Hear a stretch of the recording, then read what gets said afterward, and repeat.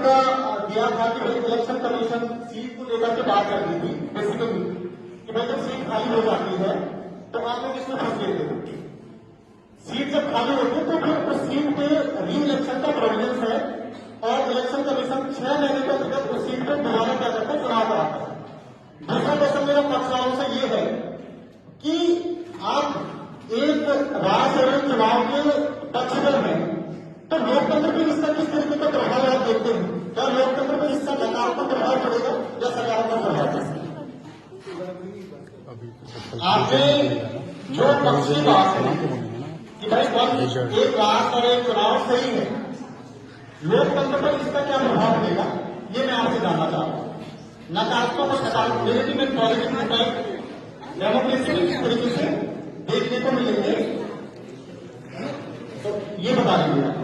एक चुनाव ऑब्वियसली है, सकारात्मक प्रभाव पड़ेगा, देश की इकोनॉमी बढ़ेगी, अनेकों डेवलपमेंट होंगे, हमारी एजुकेशन, हमारा टाइम बचेगा, इससे हमारी अर्थव्यवस्था अच्छी होगी और सबसे ज्यादा जो हो सकता है हमारे लिए जो हमारे एजुकेशन है वो बहुत बेटर हो सकता है।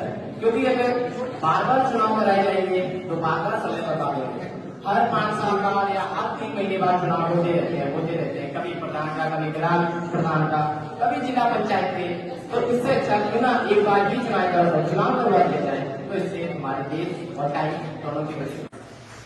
देखो मैं यहाँ पे नॉर्मली वाद विवाद प्रतियोगिता करने के लिए नहीं आया हूँ, मैं आश्रय बताने के लिए यहाँ पे आया हूँ क्योंकि मैं टीचर हूँ, ये बच्चे हैं, तो ये वाद विवाद करना मेरा मोटिव नहीं है। एक्चुअली क्या है कि नॉर्मली ये आप लोगों ने जो वाद विवाद किया उसमें ये जो मुद्दा है वो गायब था। डेमोक्रेसी क्या है कि एक्चुअली जो जब हमारी संविधान सभा का गठन हुआ था तो उस समय इस मुद्दे में बहुत विचार विमर्श हुआ था और संविधान सभा में जो विशेषज्ञ थे उन्होंने क्या किया कि एक जो चुनाव, एक राष्ट्र में एक चुनाव की जो प्रोसेस है इसको उन्होंने खत्म इसलिए किया क्योंकि क्या होता है कि राज्यसभा का जो चुनाव होता है वो निश्चित समय अवधि के अंतर्गत होता है। सपोज अभी एक देश में एक ही बार में इलेक्शन होंगे तो देश में क्या हो सकती है, डिक्टेटरशिप की तरफ चीजें बढ़ सकती हैं। डिक्टेटरशिप का मतलब यह है कि मैं इसका इंडिकेट करता हूँ कि राज्यसभा और लोकसभा में कोई भी कानून पेश होता है और जब दोनों मेजोरिटी होती है तो बिल बनता है, कानून बनता है।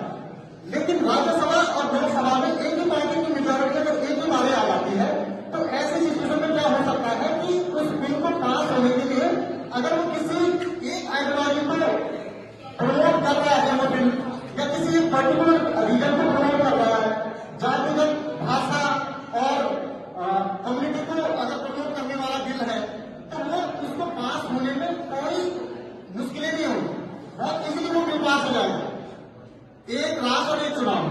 लेकिन अब अलग अलग कैसे चुनाव होते हैं तो राज्यसभा में अगर दोनों की मेजोरिटी है तो कुछ समय के बाद क्या हो जाता है कि कुछ जो राज्य है उनमें दूसरी सरकार आ जाती है। तो ऐसी सिचुएशन में जो मेजोरिटी है राज्यसभा में, केंद्र में तो मेजोरिटी एक सरकार की है ही है, लेकिन राज्यसभा में मेजोरिटी दूसरे की आ सकती है। तो ऐसी कंडीशन में अगर कोई बिल जो डेमोक्रेसी के खिलाफ है या लोगों के वेलफेयर को लेकर के जो सही नहीं है, फंडामेंटल राइट्स और जो हमारे जो बेसिक जो स्ट्रक्चर है उसके संविधान के जो एक मूलभूत आधार है उन आधारों को लेकर के अगर उसके विपरीत अगर कोई कानून है तो उसको रोकने की प्रोसेस बहुत इजीली हो सकती है।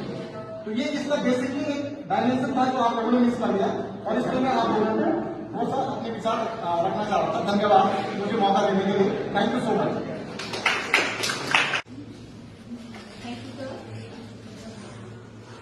अब अंत में मैं विधायक मंडल से अनुरोध करूंगी कि वे अपना निर्णय सभी के समक्ष प्रस्तुत करें।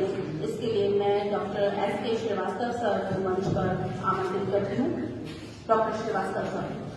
आज की वाद विवाद प्रतियोगिता का शीर्षक एक देश एक चुनाव। हम जानते हैं कि जैसे 2024 का लोकसभा सामान्य निर्वाचन पर बहुत निकट है, जून 2024 में इसका गठन हो जाना है सरकार का, तो हम ये जानते हैं कि जनता के द्वारा चुनी गई सरकार को हम जनता के तहत बनते हैं। तो इसी के तहत हमने ऐसा एक प्रयास किया छोटा सा कि एक देश एक चुनाव पर हम अपने जो हमारे छात्र हैं उनके कुछ विचार लिए जाएं। कुछ सकारात्मक होते हैं, कुछ नकारात्मक होते हैं। हम